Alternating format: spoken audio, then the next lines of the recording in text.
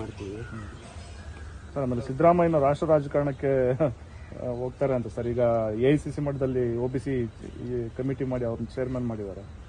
ಇಲ್ಲ, ಚೇರ್ಮನ್ ಮಾಡಿದ್ದಾರೆ ಅಂದಾಕ್ಷಣಕ್ಕೆ ರಾಷ್ಟ್ರ ರಾಜಕಾರಣಕ್ಕೆ ಹೋಗ್ಬೇಕು ಅಂತ ಏನಿಲ್ಲ. ಅವರು ಅನುಭವ ಇದೆ. ಹಿಂದುಳಿದ ಸಮುದಾಯಗಳ ಕ್ಷೇಮಾಭಿವೃದ್ಧಿಗೆ ಅವರು ಮೊದಲಿಂದನೂ ಕೂಡ ಕೆಲಸ ಮಾಡ್ಕೊಂಡು ಬಂದಿದ್ದಾರೆ, ಅನುಭವ ಇದೆ. ಆಮೇಲೆ ಈಗಿರುವಂಥ ನಾಯಕರಲ್ಲಿ ಹೆಚ್ಚು ಈ ವಿಷಯದಲ್ಲಿ ಅನುಭವ ಇರೋದು ಅವರಿಗೆ ಅಂತೇಳಿ ಅದಕ್ಕೆ ಅವ್ರಿಗೆ ಕೊಟ್ಟಿದ್ದಾರೆ, ಜವಾಬ್ದಾರಿ ಕೊಟ್ಟಿದ್ದಾರೆ.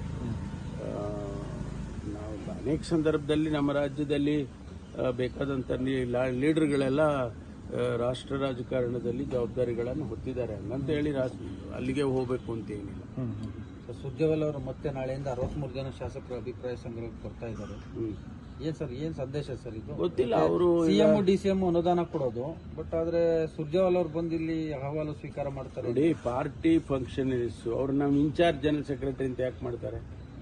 ನಮ್ಮ ಪಕ್ಷದಲ್ಲಿ ಅಥವಾ ಭಾರತೀಯ ಜನತಾ ಪಾರ್ಟಿ ಪಕ್ಷದಲ್ಲಿಯೂ ಕೂಡ ರಾಷ್ಟ್ರೀಯ ಪಕ್ಷಗಳು ನಮ್ಮ ಪಕ್ಷಗಳೆಲ್ಲ, ಅದರಲ್ಲಿ ಒಬ್ಬೊಬ್ಬರನ್ನ ರಾಜ್ಯದ ಉಸ್ತುವಾರಿ, ಪಕ್ಷದ ಯೋಗಕ್ಷೇಮ ಹೇಗಿರಬೇಕು, ಪಕ್ಷದ ಕಾರ್ಯಕ್ರಮ ಹೇಗಿರಬೇಕು, ಯೋಜನೆಗಳು ಹೇಗಿರಬೇಕು, ಅದನ್ನು ಅನುಷ್ಠಾನ ಮಾಡಿ. ಈಗ ನನಗೆ ಮ್ಯಾನಿಫೆಸ್ಟೋ ಜವಾಬ್ದಾರಿ ಕೊಟ್ಟಿದ್ರು. ಈಗ ಮ್ಯಾನಿಫೆಸ್ಟೋ ಅನುಷ್ಠಾನ ಆಗಿದೆಯಾ ಇಲ್ವಾ ಅಂತ ಯಾರು ನೋಡಬೇಕು? ಪಕ್ಷದ ಯಾರು ನಮ್ಮ ಮುಖಂಡರು ಇರ್ತಾರೆ ಅವರೇ ನೋಡಬೇಕು.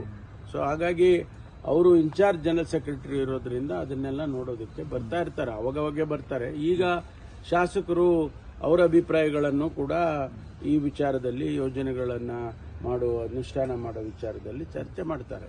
ಬಾಕಿ ಉಳಿದಿರೋ ನಿಗಮ ಮಂಡಳಿಗೆ ಸದಸ್ಯರ ನೇಮಕಕ್ಕೆ ನಿಮ್ಮನ್ನು ಕಮಿಟಿ ಇದು ಮಾಡಿ ಸರ್. ತಾವು ಶಿಫಾರಸಿಗೆ ತಾವು ಮಾಡಿರೋ ಶಿಫಾರಸಿಗೂ ಮನ್ನಣೆ ಕೊಟ್ಟಿಲ್ವಲ್ಲ ಸರ್? ಇಲ್ಲ, ಈಗ ಚರ್ಚೆ ನಡೀತಾ ಇದೆ. ಈಗಾಗಲೇ ನನಗೆ ನಮ್ಮದು ಒಂದು 11 ಜನ ಸಮಿತಿ ಮಾಡಿಕೊಟ್ಟಿದ್ರು. ಆ 11 ಜನ ಕೂತ್ಕೊಂಡು ನಾವೆಲ್ಲ ಚರ್ಚೆ ಮಾಡಿ 224 ಕ್ಷೇತ್ರಕ್ಕೂ ಕೂಡ ನಾವು ರೆಕಮೆಂಡೇಶನ್ಸ್ ಮಾಡಿ ಕೊಟ್ಟಿದ್ದೇವೆ. ಅದನ್ನ ಅನುಷ್ಠಾನ ಮಾಡಬೇಕು. ಈಗೇನೋ ಚರ್ಚೆ ನಡೀತಾ ಇದೆ ಅಂತ 2.5 ವರ್ಷ ಆಗೋಯ್ತಲ್ಲ ಸರ್ ಕಾರ್ಯಕರ್ತರಿಗೆ ಆಗ್ಲಿ, ಅದು ಕೊಡ್ತಾರೆ. ಈಗ 2.5 ವರ್ಷ ಇದೆಯಲ್ಲ ಸರ್. ನೀವು ಸುರ್ಜೇವಾಲ ಭೇಟಿ